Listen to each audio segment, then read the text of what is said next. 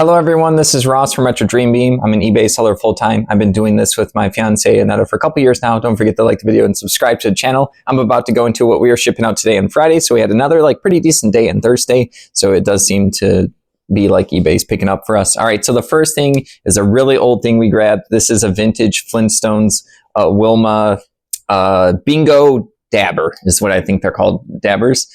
I played Bingo a couple of times a long time ago. It was actually a lot of fun. There was hundreds of people.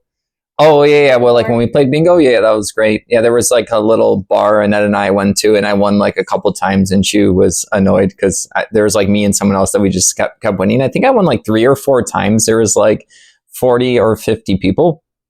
So yeah, I don't know. I love Bingo, but obviously if I'm winning during Bingo, that's gonna make me like it more. I'm sorry, she was just a little salty when I kept winning. I won stuff oh, you get $10 off food next time. I don't think we ever went back, but it was just fun to win. But okay, so I think someone else inspired me, early videos I was watching before we were doing eBay of people picking up weird vintage stuff like this. So yeah, this should still be usable. I think we found this at a thrift store or something like that. So yeah, this has a character people do Bingo. It is a thing. This is a dabber.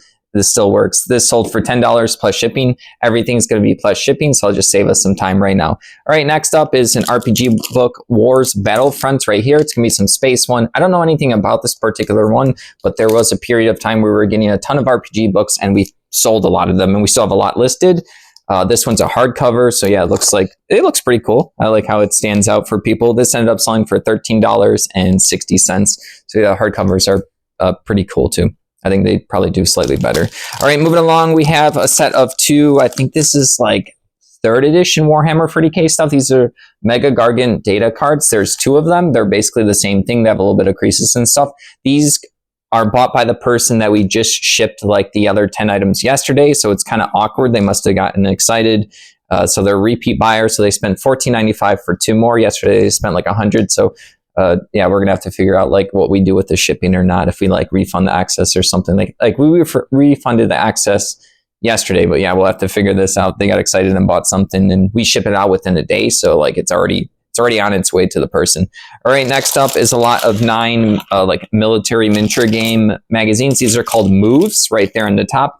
I don't think that these had little games inside them, but I could be wrong. These particular ones I listed definitely did not. I just don't know if they generically come with the games inside. I guess it shows little chits and stuff. So yeah, people like reading these. Sometimes they'll get lore about the games. They'll actually get history little lessons, and then there will be rules updates. Think of patches in a video game.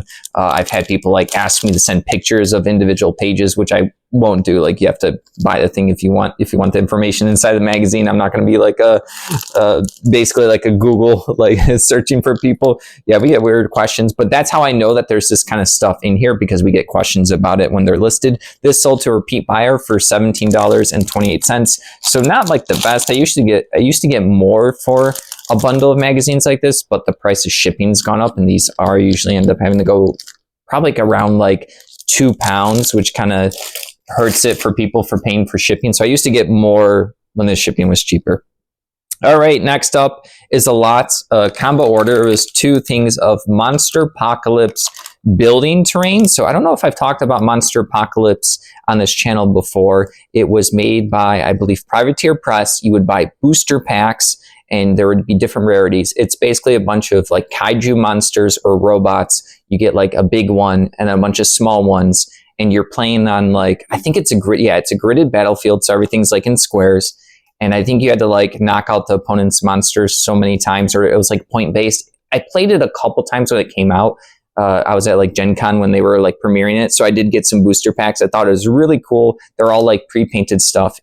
Also in the game, you can get these buildings that you can use your monsters to slam other monsters into. The buildings are going to have different effects, either good or bad. And I think you each get to place out a certain amount. And then there was promotional buildings that they would have, and then also ones that would come in booster packs. So after saying all of that, this person bought a lot of 4 different buildings. So there's a sewage plant, a publishing house, There's a cathedral. What's the last one? Insurance company. So yeah, you can see the different buildings. And then this was a promo one. This is the company, Privateer Press. It's like a skyscraper, and then they have their little skull logo on top. I don't know if you'll be able to see it, but yeah, this one, yeah, it has like 4 stars. So I think that was like a higher rarity one. I think it was a promo one or something like that. So they spent, I believe, $20.50 for this. These were from auction.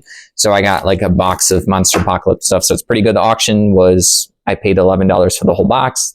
I think this is the first thing we sold from it, but still that's already profit even after the fees. So it was cool. It was a good choice. It is a game that doesn't exist anymore, but it went through a couple phases where different companies kept making different versions of it. I think the most recent was an actual, like you build the miniatures and paint them. I don't know who has it right now, like who has the rights to it right now. I want to say Steamforged Games. All right, I'll move on because that was a lot for that. But I can talk more about it maybe if more stuff sells. All right, next up is something completely different. This is a Pusheen, one of those like gift boxes. What are they, like the random box, like a Loot Crate? This is not the Loot Crate brand. I think Annetta grabbed this a while ago. I think she told me that the interesting thing about Pusheen is it's actually made by a company, I think in Illinois, Park Ridge. It's made in Park Ridge. Yeah, this was made in Park Ridge. Or sorry, the company is based there. It's not actually based in Japan. It just has the look of it. So like, I never knew that. Pusheen's this cat. Most people know what the cat looks like. This is actually just the box like that stuff would come in. So right there, this is like their, probably 10th anniversary one. So yeah, just the box sold, not for a crazy amount, $8. I already listed most of the stuff she did not want anymore in the box. Yeah, this was a bit ago. I don't think she gets the boxes anymore. So yeah, that sold for $8. Plus shipping. So yeah, not the craziest, but I do like to, like when boxes actually have like good designs and people can actually store stuff, I do like to list them. All right, moving along, we have a New Zealand Kiwi card game right here. So I always, you've seen on this channel, I'll pick up the weird card games, playing cards, board games, any tabletop games. So obviously when I saw this one, I picked it up. We've been to New Zealand for a couple weeks before. The interesting thing that they're known for having this kiwi bird. It doesn't have wings. It doesn't fly. You don't really get to see it there because, well, yeah, it's shy, but it's also nocturnal. So like, you're not going to be out in New Zealand at like pitch darkness, you know? So we had to go to like a zoo to see some. They also had like the lights off. And so we were looking through a huge cage and it's super dark. And for some reason, I don't have the best eyesight, but I don't have the worst. But when it comes to like things skittering in the darkness, like my eyes just like can sense the movement, right? So I finally found one. So we're looking at it. I'm like, oh, there it is. And then I was trying to like look at it. She's, eventually finds it. And then there happened to be another couple there. And the couple was speaking in Polish, and the guy was telling his wife that I was kind of bullshitting everyone, right? He thought that I was actually like messing with everyone. So Annetta actually knows full Polish. She can speak it. It was actually her first language. So later on, we were laughing about how they thought I was like messing with everyone, even though I wasn't. I actually saw it. So yeah, I don't know if they eventually saw it. I just thought it was funny that he thought I was just messing with everyone. It just happened to be like I had a good eye for it because I saw him skittering across. They were pretty big. Like the one I saw, he was pretty big. He has a little nose. He's probably pecking for food. They're cool. All right, moving along, we have a Thompson's. I think this is Thompson's double malted milkshake like shaker. So yeah, this is going to be like more of a vintage thing. I think, you basically just use this to make milkshakes back in the day and stuff like that. So someone's going to want this particular brand. I don't even know where we got this one at this point. Do you happen to remember or no? Yeah, I don't remember either. This ended up selling for $8, so nothing too crazy. They can clean it. It is pretty okay for like its age inside. We will grab interesting branded and restaurant stuff like that. All right, next up is a combo order. Let me double check. Yeah, combo order for 2 more Munchkin promo cards. So it was interesting that we sold 2 yesterday and finally like more are selling. There was like a dry period of like 3 months or so where we sold none. So the first card is plastic -5 to a monster. And then the other one's going to be level 10 Dracolic. Undead Dragon. So yeah, these are all like puns and satirical. So instead of a Draco Lich, it's a Draco Lick, and it's a little like a dragon with a tongue. So stuff like that. These ended up selling for $19.03. Sorry, I had to do the quick math. So yeah, the promos do pretty well. I had more of each of these, so I relisted each one time.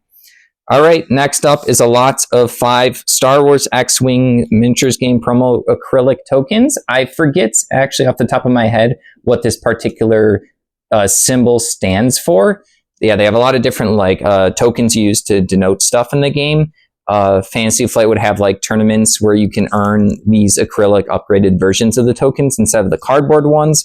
So like these are slightly sought after. It's not a game I think that's still being produced, but people still like X-Wing. You've seen us on the channel sell X-Wing stuff before. This sold for $7.20. All right, so yeah, that's everything that's going out to. Oh, the Froggies! I forgot about the Froggies. So For $9. yeah, so these Froggies sold for $9 on Mercari. Aneta deals with all the Mercari stuff. These are Dandy's Collector's Choice. They're kissing frogs.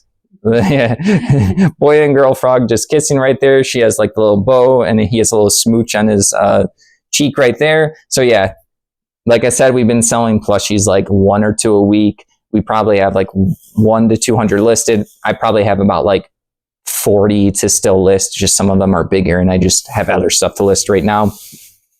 But yeah, $9 for this. Okay, so I think that's everything from all the platforms. So yeah, we have to go tonight, or don't have to, but we're going to choose to go tonight to get the stuff to ship out tomorrow. We don't always ship out on Saturday, but because it's Veterans Day on Monday and the post office is going to be closed on Monday, if I hold off from shipping like whatever, like 5-10 items that will sell between now and like midnight right now today, we will be regretting that on Tuesday because it will be so much stuff to pack and drop off. And then also the post office is extra busy because other people can't drop off stuff on Monday. So it just becomes like a whole like huge like 5-6 hour fiasco of me. It takes me longer to grab an extra 10 items at the storage unit. Everything just adds up. So yeah, I will probably have another video tonight or tomorrow, but thank you for watching. Don't forget to subscribe to the channel. And if you'd like to help support us, take a look at the shop down below. Have a good weekend.